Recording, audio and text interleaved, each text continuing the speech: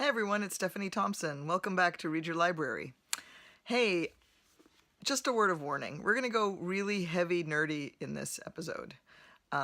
If you are a word freak, if you love crossword puzzles and Scrabble, or some combination of those, then keep watching.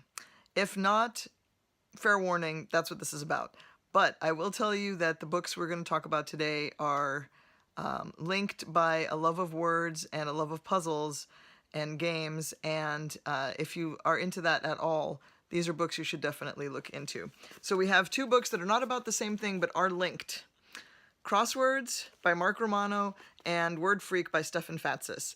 And these are both hugely entertaining books that delve deeply into their subject matter, and as you can tell from the covers and the title, Crosswords is all about crossword puzzles, our obsession with them, their history, how they started, how they spread, and the world of competitive crossword puzzling, which is a thing.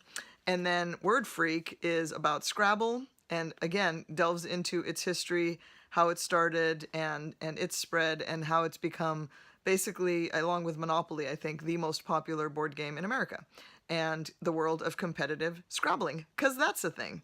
And if you didn't think that the world of competitive Scrabble and competitive crosswords is extremely cutthroat and competitive, believe me, it is, as you would expect for anything that people get super passionate about.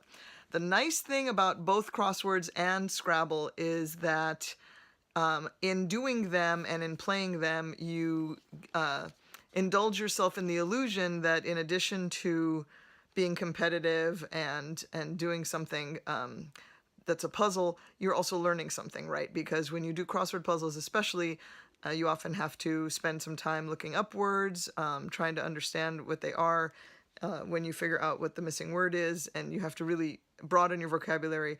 And also, in both cases, it helps to be a good speller. So the better you are at spelling, the better you are at doing crosswords and Scrabble, which is why I love both crosswords and Scrabble, because I do love to read. I do have a great vocabulary for this kind of thing, and I am a pretty good speller. So I love doing both. And my obsession with crosswords especially comes and goes.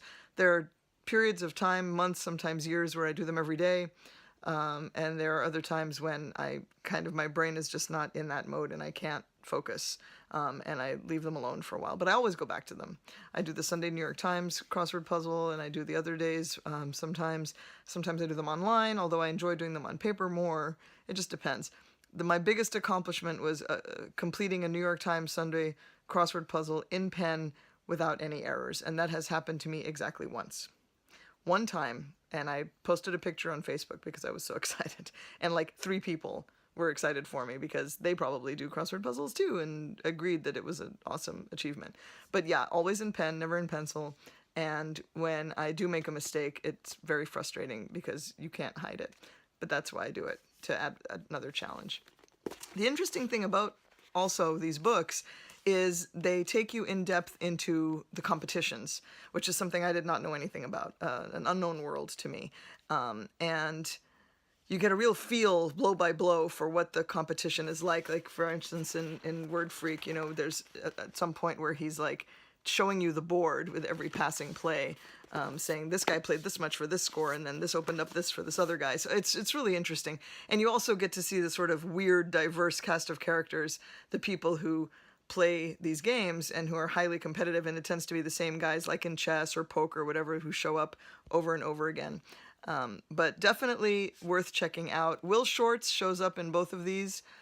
He is a person well known to the Word Freak community, the puzzle editor of the New York Times, probably at the top of that profession. He's also, as far as I know, either the first or only person to ever have gotten a college degree in crossword puzzling, which he had to create because it didn't exist. He calls himself an enigmatologist.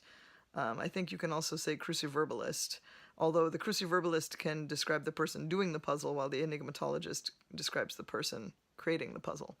So Will is really the guy, and he has a prominent place in this community. So you get to meet him and learn more about him as well. Fascinating, fun, weird. For example, one weird fact is that in Scrabble, there's a whole subsection of people who don't speak English who win these tournaments. And you would ask yourself, well, if the tournament is in English, how is this possible? And it's similar to spelling bees in the sense that they rely entirely on memorization.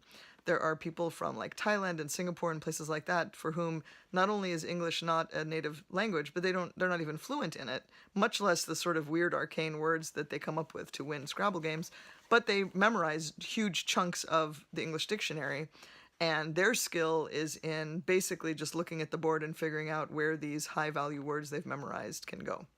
And that's a whole other skill, which I don't particularly think is that great, but hey, if it wins their tournaments, good for them, I guess. It just shows you have a good memory. But it certainly doesn't expand your ability to speak the language. But in any case, one of the many interesting and odd things you'll learn if you pick up either of these books. Crosswords by Mark Romano, Word Freak by Stefan Fatsis. Have some fun with them. Go out and do a crossword, play a game of Scrabble, and I'll see you next time on Read Your Library.